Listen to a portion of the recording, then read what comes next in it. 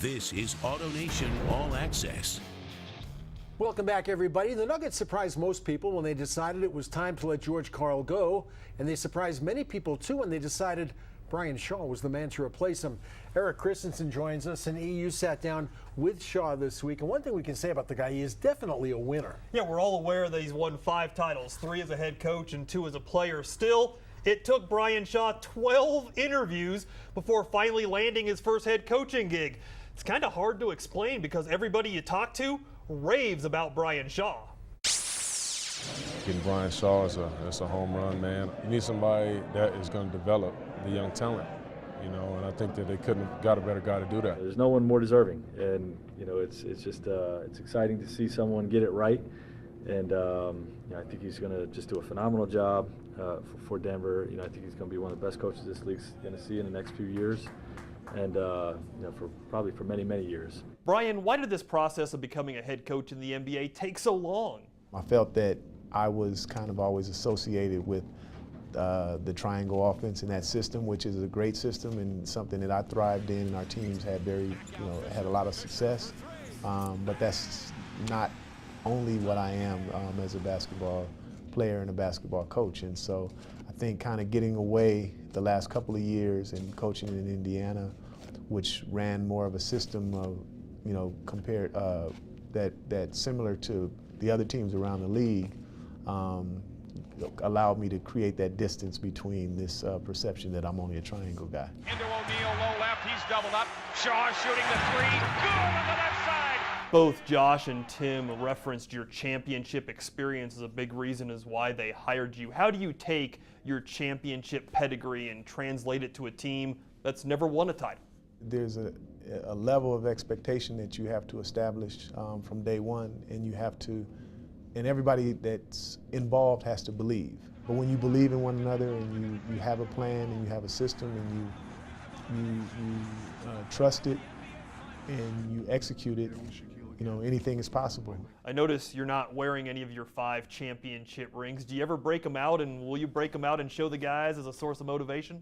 Something that I had taken from Phil Jackson. He never wore any of his rings, and he would always break them out at the start of the playoffs. I did that again this year with our team, just to kind of give them, you know, this is what we're playing for. It's not the money, it's not the fame and everything else that's out there.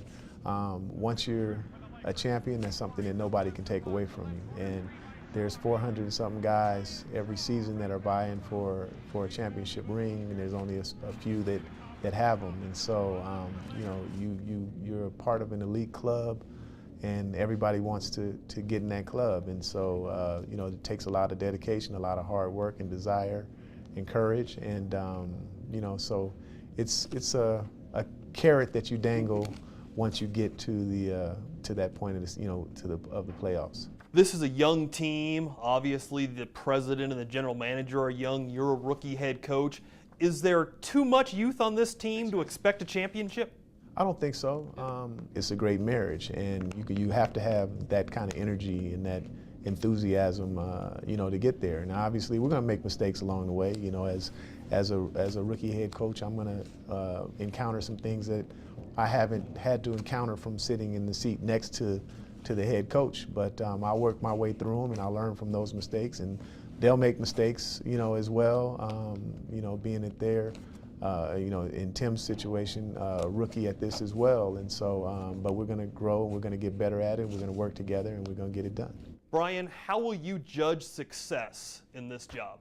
Success for me will be judged directly by how I do once this team gets to the postseason and how far we go in the postseason. Like I said, I'm accustomed to playing deep into the playoffs. I like the feeling of sipping champagne in June. You know, I've had the privilege of being able to do that several times, and so you know, I don't run away from that challenge. It's what I expect of myself. It's what I expect of our team, and you know, just looking forward to getting out there and getting after it. Shaw's first order of business was to help navigate the Nuggets through Thursday's draft. Next up, he and general manager Tim Connelly are going to try to convince free agent Andre Iguodala to stay in Denver. They're meeting with Iguodala Monday in Los Angeles, so we'll find out if he can recruit a little bit too. All right, Eric, here's what the cynics would say. Kroenke hires a first-year general manager, a first-time head coach. Did he hire the best people available or the cheapest people available? Yeah, that's a good question because Brian Shaw is a rookie head coach, but he's got tons of experience, Gary. He's played under the best. He's played with the best. I think Brian Shaw is a good choice. I think he's going to do all right. All right, we shall see what happens with the Nuggets. By the way, people may not know, in addition to reporting and anchoring, Eric is also the producer of the show. How are we doing on time? I wouldn't dilly-dally. Can I ask you one more question? What's that? No, can I have time? No, don't dilly-dally. Well, what does that mean? Well, I guess I can't ask him another question. Thank you. I appreciate it. We're going to keep talking hoops. Denver's favorite son joins us next. And Chauncey Billups has some very interesting things to say about all the changes with the Nuggets.